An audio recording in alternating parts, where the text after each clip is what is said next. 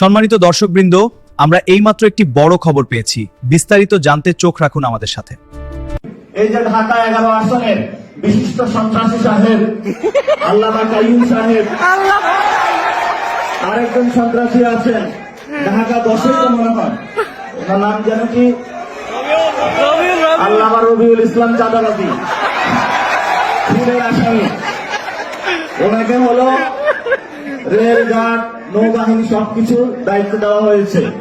তো ওইখানে বাংলাদেশের সবচেয়ে বড় চাঁদাবাজি চলে, কিন্তু তাকে দায়িত্ব দিয়েছে এটা। এই জন্য হলো বাংলাদেশের গণ অভ্যুত্থানের পরে যখন দেখেছিলাম আমরা বাংলাদেশকে একটি নতুন ভাবে গঠন হবে, আর তারা এখানে হলো দিল্লির একটা হলো নাটকের যাত্রা এখানে বসাইছে, যে নাটকের প্রডিউসার হলো তারেক রহমান, আর এখানে অভিনয় করছে চাঁদাবাজ, সন্ত্রাসী, দুর্নীতিবাজরা।